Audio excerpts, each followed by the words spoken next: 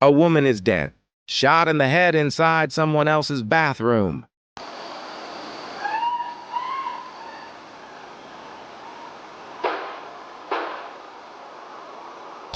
There's really no reason to say this, sir. So apparently last night she passed away. The murder weapon? Gone. The $14,000 bike? Gone. And the killer? Already 3 steps ahead of the cops.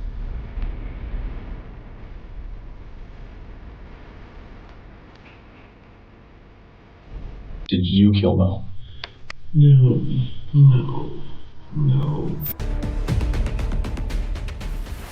On May 11th, 2022, Austin police received a frantic 911 call from a woman named Caitlyn Cash. My friend is staying with me and I just walked in and she's laying on the bathroom floor and there's blood everywhere. And I don't know what happened. So what's the address of the emergency? It's 1708 Maple Avenue. Okay, tell me exactly what happened. My friend is staying with me, and I just walked in, and she's laying on the bathroom floor, and there's blood everywhere, and I don't know what happened. The victim was Moriah Wilson, known to everyone in the cycling world as Mo. She wasn't even from Austin. She had flown in from San Francisco just for a bike race happening that weekend. But she would never make it to that race, because someone had been waiting for her, and that someone had planned this down to the last detail. When officers arrived at 1708 Maple Avenue, what they found stopped them cold. Moriah was on the bathroom floor, unresponsive, with blood all over her face and the back of her head. Do I stop? I don't know what happened. I just walked in on her. Sit up. Officers noticed something medically significant at the scene: cerebral spinal fluid, or CSF. This is the fluid that surrounds the brain. When CSF leaks, it means the bullet has pierced the skull. Moriah had been shot in the head. There was no saving her. She had died instantly. But here's where the case took its first twist. Moriah had brought with her a $14,000 professional racing bike, one of the most expensive bikes in the sport. And when officers searched the house, it was gone. You see a bike? She said she would put it right by the door. No bike. Officers immediately suspected a robbery gone wrong. Maybe someone had been watching Moriah, waited for her to be alone, came to steal the bike. She resisted, and they killed her. But that theory collapsed fast. The bike was found dumped just a short distance away in the woods, and when investigators realized this, everything changed. A real robber would have taken the bike and run. They wouldn't dump a $14,000 bike 2 minutes from the crime scene. This was deliberate. Someone planted it there to throw the cops off. This wasn't a robbery. This was a meticulously planned murder made to look like one. Officers also recovered shell casings from the bullets used at the scene. That was critical because shell casings are tied to a specific gun. Find the gun. Find the killer. Right now, cops had 3 people to look at. Number 1, Caitlyn Cash, the woman who made the 911 call and whose house this was. Number 2, Colin Strickland, Moriah's ex-boyfriend who had spent the entire day with her before she died. And number 3, someone who hadn't even been mentioned yet, someone much closer to the truth. Investigators began pulling footage from every security camera in the neighborhood. Ring cameras, CCTV, doorbell cams. And what they found gave them chills. A black Jeep, driving directly toward 1708 Maple Avenue at the exact time of the murder. And moments after it arrived, a neighbor's Ring camera picked up audio. And just like that, the Jeep was gone. The killer had fled. But here's the problem. The cameras were too grainy. Officers couldn't read the plates. They couldn't see the driver. They had footage of the murder vehicle, and zero way to identify it. That is, until they went to question Colin Strickland, Moriah's ex-boyfriend, the last person to see her alive, parked right outside his home. With a bicycle rack on the back, officers told Colin that Moriah or Mo as everyone called her, had passed away, and they watched his every move. There's really no easy way to say this, sir. So apparently last night she passed away. He could barely look them in the eyes. Now, this could mean two things. Either he was in genuine shock because he had just spent the day with her hours before her death, or he knew something he wasn't saying. Colin told police he had spent the day with Moriah. They went swimming, grabbed food at a place called Pool Burger. We went to Deep Eddy yesterday afternoon, and then Big Burger.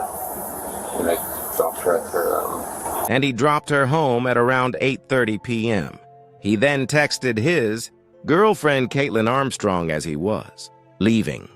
And that's when the real suspect entered the picture. Here's the backstory that changes everything. Colin and Caitlyn Armstrong had been dating for about a year and a half. In October 2021, they broke up. During that breakup, Colin began a romantic affair with Moriah Wilson. A month-long relationship. But then, just 1 month later, Colin got back together with Kaitlyn. He resumed the relationship. However, he kept in contact with Moriah. He even saved Moriah's name differently in his phone, because he knew Kaitlyn would check it. He was hiding the friendship. Which means Kaitlyn knew something was going on. And from what officers were piecing together, Kaitlyn was not the type of person to let things go. And then came the confirmation. Officers ran the plates on the black Jeep parked at Colin's house. It didn't belong to Colin. It was Kaitlyn's vehicle. The same vehicle caught on camera at the scene of Moriah's murder. Police needed to get Kaitlyn in that room. So they used the one thing they had, an outstanding warrant on her name for a minor theft of service infraction. They arrested her, brought her in, and a detective sat across from her, acting completely casual, as if this was routine. And so when we only hear one side, it only gives us one side to work with. This is a deliberate psychological tactic. Officers create a false sense of security, make the suspect feel they're not really being investigated, and then drop the bomb. But Kaitlyn wasn't buying it. She was visibly tense. And then, she asked the question that changed everything. If I have an existing warrant and you don't know what it's about, do I need an attorney here? Like, that doesn't sound very good. I would like to leave, if I'm free to leave. Okay. The moment she said that, the detective was legally required to stop questioning her about the murder. That's the law. You ask for a lawyer, the interrogation stops, period. But then, something worse happened for the cops. They discovered the warrant had the wrong date of birth. It wasn't even valid for Kaitlyn. However, which meant I think she was free to walk out of that station. This is our right now, prime suspect. And nobody could stop her. The detective tried one last move. She told Kaitlyn her vehicle had been spotted near the scene. Her vehicle was seen next to her house. When he's saying this stuff and then your vehicle is seen, like, I want to be able to explain, okay, there's a logical explanation for this. That Colin was talking, that it wasn't looking good for her. But Kaitlyn said 3 words, "I would like to leave," and she walked out. I would like to leave, if I'm free to leave. Okay. But here's the thing about cold, calculated killers. They leave traces, and investigators were building a case so airtight, Kaitlyn was never going to escape it. Police gathered cell phone data from all 3 key people and mapped their movements on the night of May 11th. Colin and Moriah were at Pool Burger together around 7 p.m., confirmed. When they left and headed toward Maple Avenue, Kaitlyn was right behind them, stalking them. She had turned off her phone, thinking it would make her invisible, but it didn't matter. The CCTV cameras caught her anyway. The black Jeep drove down the back alley behind Maple Avenue, positioned itself, and waited. The moment Colin drove away, Kaitlyn moved in. Colin's phone placed him driving away from the area before the shots were fired. He was cleared completely.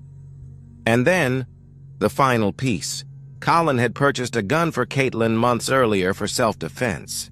When ballistics ran an analysis, the caliber of that gun matched the shell casings found at the murder scene exactly, but Caitlin was already gone. Hours before police moved to arrest her, she had fled the country. Not on her own passport, on her sister's passport, a fraudulent document designed to keep police from tracking her.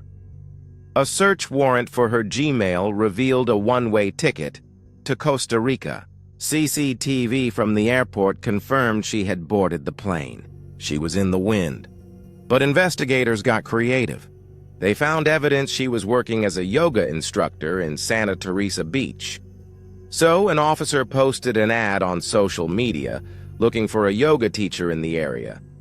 Caitlin took the bait. She replied. She agreed to meet. When officers arrived, they barely recognized her. In the month she'd been on the run, Caitlin had undergone surgical procedures to alter her appearance. But there was one thing she couldn't change: her eyes. The arresting officer recognized her immediately. Caitlyn Armstrong was arrested and extradited back to the United States. But the story wasn't over. In October 2023, while awaiting trial, Caitlin attempted to escape again. During a doctor's appointment outside of jail, she jumped from a bathroom window and ran. She was caught almost immediately. At trial, the prosecution had everything: surveillance footage, cell phone data, ballistic analysis matching the gun to the shell casings, Colin Strickland's testimony, and Caitlin's own behavior: 2 escape attempts, a fake passport, and a surgically altered face. On November 16, 2023, the jury found Caitlyn Armstrong guilty of first-degree murder. She was sentenced to 90 years in prison. Moriah Wilson, Mo to everyone who knew her, came to Austin for a bike race. She never made it to the starting line. But because of the work of investigators who refused to let this case go cold, the person responsible will spend the rest of their life behind bars. Moriah Wilson, cyclist, friend, 1994, 2022. If you want to see more cases like this, where the evidence does the talking and the killers think they're smarter than the cops, make sure you subscribe. I'll see you in the next one.